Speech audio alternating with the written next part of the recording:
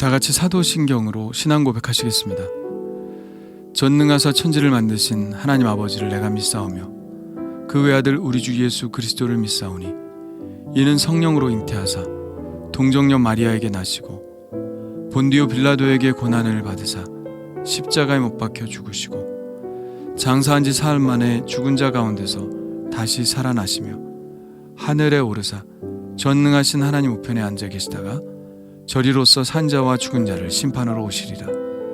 성령을 믿사오며 거룩한 공회와 성도가 서로 교통하는 것과 죄를 사하여 주시는 것과 몸이 다시 사는 것과 영원히 사는 것을 믿사옵나이다.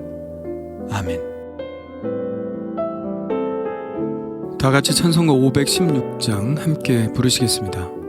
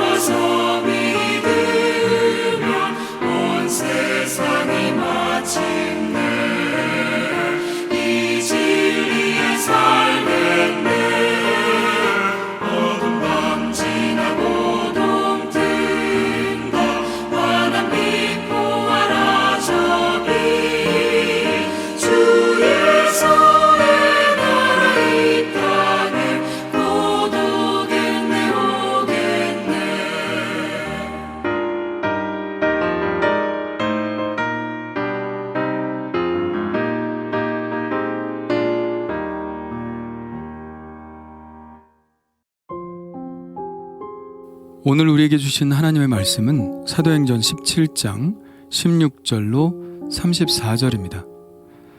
우리 다 같이 한 목소리로 읽겠습니다. 바울이 아덴에서 그들을 기다리다가 그 성에 우상이 가득한 것을 보고 마음에 격분하여 회당에서는 유대인과 경건한 사람들과 또 장터에서는 날마다 만나는 사람들과 변론하니 어떤 에피쿠로스와 스토아 철학자들도 바울과 쟁론할세. 어떤 사람은 이르되 이 말쟁이가 무슨 말을 하고자 하느냐 하고, 어떤 사람은 이르되 이방 신들을 전하는 사람인가 보다 하니 이는 바울이 예수와 부활을 전하기 때문이러라. 그를 붙들어 아레오바고로 가며 말하기를 네가 말하는 이 새로운 가르침이 무엇인지 우리가 알 수 있겠느냐? 내가 어떤 이상한 것을 우리 귀에 들려주니 그 무슨 뜻인지 알고자 하노라 하니, 모든 아덴 사람과 거기서 나그네 된 외국인들이 가장 새로운 것을 말하고 듣는 것 이외에는 달리 시간을 쓰지 않음이더라. 바울이 아레오바고 가운데 서서 말하되 아덴 사람들아, 너희를 보니 범사에 종교심이 많도다. 내가 두루 다니며 너희가 위하는 것들을 보다가 알지 못하는 신에게라고 새긴 단도 보았으니 그런즉 너희가 알지 못하고 위하는 그것을 내가 너희에게 알게 하리라. 우주와 그 가운데 있는 만물을 지으신 하나님께서는 천지의 주제시니 손으로 지은 전에 계시지 아니하시고 또 무엇이 부족한 것처럼 사람의 손으로 섬김을 받으시는 것이 아니니 이는 만민에게 생명과 호흡과 만물을 친히 주시는 이심이라. 인류의 모든 족속을 한 혈통으로 만드사 온 땅에 살게 하시고 그들의 연대를 정하시며 거주의 경계를 한정하셨으니 이는 사람으로 혹 하나님을 더듬어 찾아 발견하게 하려 하심이로되 그는 우리 각 사람에게서 멀리 계시지 아니하도다. 우리가 그를 힘입어 살며 기동하며 존재하느니라. 너희 시인 중 어떤 사람들의 말과 같이 우리가 그의 소생이라 하니 이와 같이 하나님의 소생이 되었은즉 하나님을 금이나 은이나 돌에다 사람의 기술과 고안으로 새긴 것들과 같이 여길 것이 아니니라. 알지 못하던 시대에는 하나님이 간과하셨거니와 이제는 어디든지 사람에게 다 명하사 회개하라 하셨으니 이는 정하신 사람으로 하여금 천하를 공의로 심판할 날을 작정하시고 이에 그를 죽은 자 가운데서 다시 살리신 것으로 모든 사람에게 믿을 만한 증거를 주셨음이니라 하니라. 그들이 죽은 자의 부활을 듣고 어떤 사람은 조롱도 하고 어떤 사람은 이 일에 대하여 내 말을 다시 듣겠다 하니 이에 바울이 그들 가운데서 떠나매 몇 사람이 그를 가까이 하여 믿으니 그 중에는 아레오바고 관리 디오누시오와 다말이라 하는 여자와 또 다른 사람들도 있었더라. 아멘. 바울이 디모데와 실라를 자기에게로 속히 오라고 전했기 때문에 바울은 아덴에서 그들을 기다립니다. 아덴은 지금 그리스의 수도 아테네죠. 그런데 바울은 기다리던 중 아덴을 둘러보면서 그 성에 우상이 가득한 것을 보고 마음에 격분이 일어났습니다. 바울은 모든 형상의 제작을 금하는 유대교의 전통의 뿌리를 받고 있기 때문에 아덴에 가득한 우상들에 대해 격분이 일어난 것이죠. 그래서 바울은 회당에서는 유대인들과 변론하고 시장에서는 만나는 사람마다 붙들고 사람들과 변론을 했습니다. 누가 참신이고 누가 거짓 우상인지를 변론했겠죠. 특히 그는 여기에서 당대의 대표적인 두 개의 헬라 철학 학파의 대표자들과 논쟁을 벌입니다. 바로 에피쿠로스와 스토아 학파의 철학자들이죠. 에피쿠로스 철학자들이 주장하는 것을 우리는 흔히 쾌락주의라고 부릅니다. 그들은 철학을 행복 추구의 수단으로 삼았고 정신적 쾌락을 구하는 것이 인생의 목적이었습니다.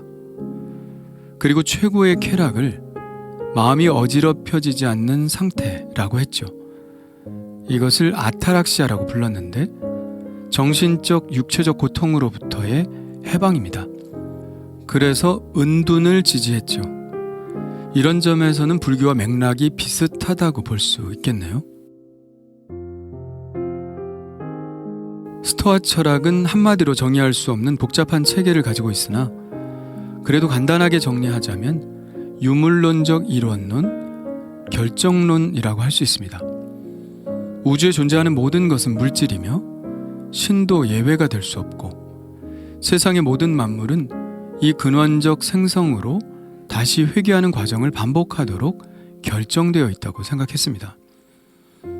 그러므로 우주 만물은 동질이고 근원적 물체로 회귀하므로 일원론이며 결정론이라고 할 수가 있는 것이죠. 그러나 유물론이라고는 하지만 그 근원적 물체를 푸뉴마라고 일컬었는데요. 이것은 기독교에서 말하는 성령 혹은 영을 말하는 것입니다. 그러니까 근원적 물질은 영이고 이 영이 모든 우주 만물을 구성하므로 이것은 자연스럽게 범신론과도 연결이 되는 것이죠. 아덴 사람들은 가장 새로운 것을 말하고 듣는 것 이외에는 달리 시간을 쓰지 않는 사람들이기 때문에 바울을 데리고 아레오바고로 가며 말합니다. 내가 말하는 이 새로운 가르침이 무엇인지 우리가 알 수 있겠느냐? 내가 어떤 이상한 것을 우리 귀에 들려주니 그 무슨 뜻인지 알고자 하노라. 그래서 바울은 아레오바고 가운데 서서 복음을 전합니다. 아레오바고는 중요한 재판이나 회의가 열렸던 널쩍한 바위죠. 그 유명한 철학자 소크라테스가 약 400년 전 이곳에서 사형 선고를 받은 바로 그 자리입니다. 바울은 먼저 너희를 보니 범사에 종교심이 많도다라고 칭찬 아닌 칭찬을 하고 나서 바울의 신앙과 그들의 신앙의 접촉점을 알지 못하는 신에게라고 새긴 단에서 찾습니다. 아덴에는 수많은 우상들이 있었지만 그것도 모자라 사람들은 알지 못하는 신에게라고 쓴 제단을 만들어 놓고 혹 빼먹었을 수도 있는 신에게까지 제사를 드렸습니다. 이 정도면 정말 종교심이 많다고 할 수밖에 없죠. 바울은 이 제단을 언급하면서 너희가 알지 못하는 그 신이 어떤 분이신지 알려주겠다고 합니다. 굉장히 지혜로운 접근법이죠.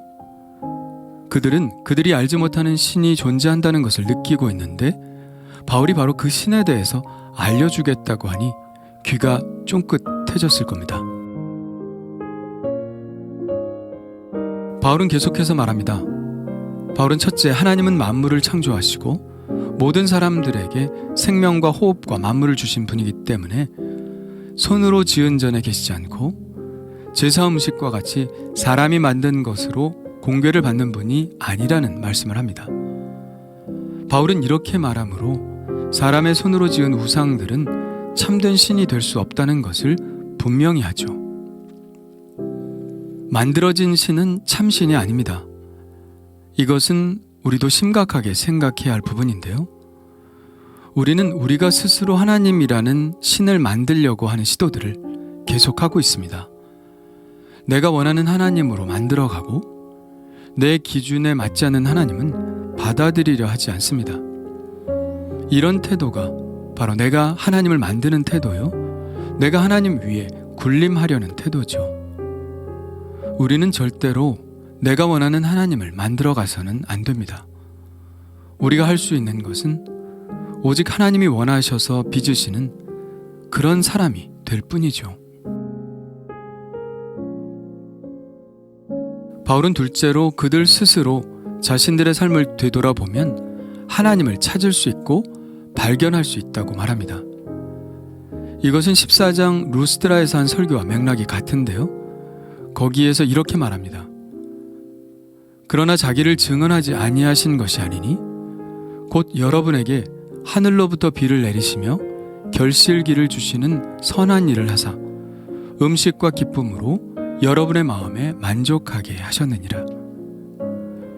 우리가 이렇게 먹고 살 수 있는 것이 누가 하시는 것이겠느냐는 말이죠. 하나님의 존재가 분명히 있다는 것을 말하고 있는 것입니다.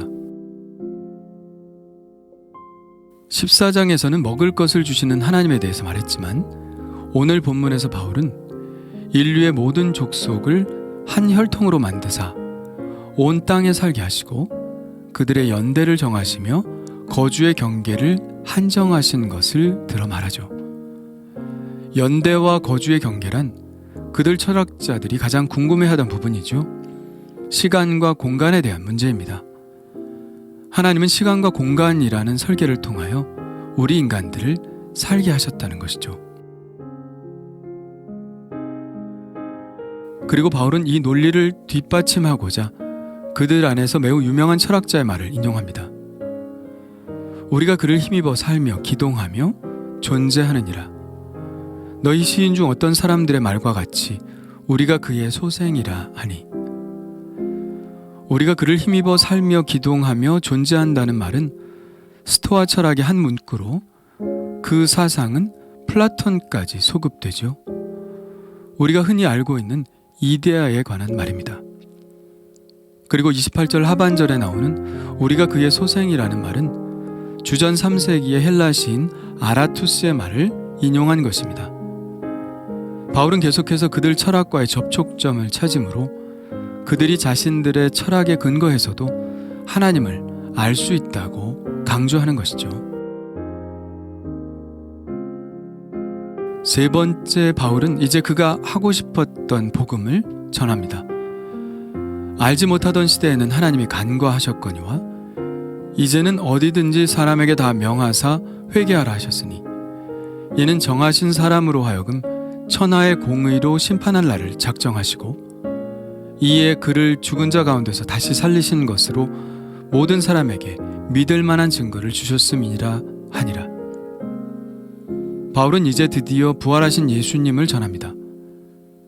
예수님이 부활하셨다는 것은 그분이 하나님이시며 우리의 죄를 심판할 심판자라는 것을 의미한다는 것입니다. 그러나 그 전에 그 예수님은 우리에게 구원의 길을 제시하셔서 그를 믿는 자들이 심판에 이르지 않고 구원을 얻게 된다는 바로 그 복음을 전한 것이죠. 이 복음을 전했을 때 그들의 반응은 어땠을까요? 32절입니다. 그들이 죽은 자의 부활을 듣고 어떤 사람은 조롱도 하고 어떤 사람은 이 일에 대하여 내 말을 다시 듣겠다 하니. 32절의 반응은 사실상 거절입니다. 조롱한다는 것은 확실한 거절을 뜻하고요. 내 말을 다시 듣겠다는 표현도 완곡한 거절의 표현이죠. 그들이 복음을 거절했던 이유는 무엇일까요? 그것은 아마도 죽음에 대한 생각이 달랐기 때문일 겁니다. 에피쿠로스 철학의 경우 죽음은 끝입니다. 그리고 이 죽음은 인간의 모든 고통을 끝내는 것이기 때문에 두려워할 것이 없다고 믿었죠. 그리고 신이 있다 하더라도 그 신은 인간을 벌주거나 보상하지 않고 인간의 삶에 개입하지 않는다고 주장하기 때문에 신이 죄에 대해서 심판한다는 말씀은 매우 생소했을 것입니다.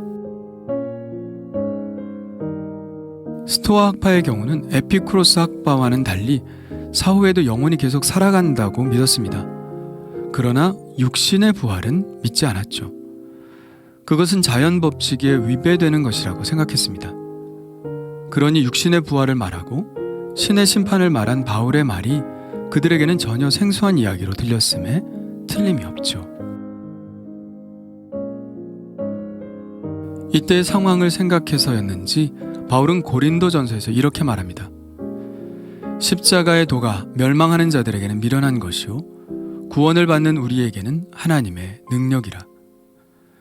유대인은 표적을 구하고 헬라인은 지혜를 찾으나 우리는 십자가에 못 박힌 그리스도를 전하니 유대인에게는 거리끼는 것이요 이방인에게는 미련한 것이로되 오직 부르심을 받은 자들에게는 유대인이나 헬라인이나 그리스도는 하나님의 능력이요 하나님의 지혜니라. 그러나 아덴의 선교가 전혀 실패한 것은 아니었습니다. 고린도전서의 말씀처럼 부르심을 받은 자들이 있었죠. 바로 아레오바고 관리 디오누시오와 다말이라 하는 여자와 또 다른 사람들이었습니다. 하나님은 전도에 미련한 것으로 믿는 자들을 구원하시기를 기뻐하셨다고 말씀하십니다. 우리가 전도할 때 사람들에게는 미련하게 보일지도 모릅니다. 처음에는 그들이 기뻐하는 말로 혹은 그들의 관심사로 이야기를 시작할 수 있겠지만 결국에 우리는 예수 그리스도를 전해야 합니다. 예수 그리스도의 십자가가 어떤 사람에게는 미련한 것으로 들릴지 몰라도 우리를 구원하는 능력은 오직 예수 그리스도의 십자가밖에 없기에 우리는 예수님의 구원을 전해야 하지요. 그러면 우리는 하나님의 부르심을 받은 자들을 분명히 만날 수 있게 될 것입니다. 주님 감사합니다. 전혀 새로운 환경 속에서 전혀 다른 생각을 하는 사람들을 만나 복음을 전한다는 것이 얼마나 힘든 일일까 생각해 봅니다. 지금도 그 일을 위해 분투하고 계시는 선교사님들에게 힘을 주셔서 예수 그리스도의 구원의 복음을 전할 수 있게 하시고 성령의 능력으로 함께 하셔서 모든 사람들이 이 복음을 받아들일 수 있게 하옵소서. 예수님의 이름을 전하는 것이 거리낌이 되지 않게 하시고 나의 자랑, 나의 구원, 나의 힘이 되신 예수님을 많은 사람들에게 전할 수 있게 해 주옵소서. 예수님의 이름으로 기도합니다. 아멘. 다 같이 주님 가르쳐 주신 기도 하겠습니다. 하늘에 계신 우리 아버지여, 이름이 거룩히 여김을 받으시오며 나라가 임하시오며 뜻이 하늘에서 이루어진 것 같이 땅에서도 이루어지이다. 오늘 우리에게 일용할 양식을 주시옵고 우리가 우리에게 죄 지은 자를 사하여 준 것 같이 우리 죄를 사하여 주시옵고 우리를 시험에 들게 하지 마시옵고 다만 악에서 구하시옵소서. 나라와 권세 영광이 아버지께 영원히 있사옵나이다. 아멘. 우리 이제 각자 하나님께 기도하는 시간을 갖겠습니다.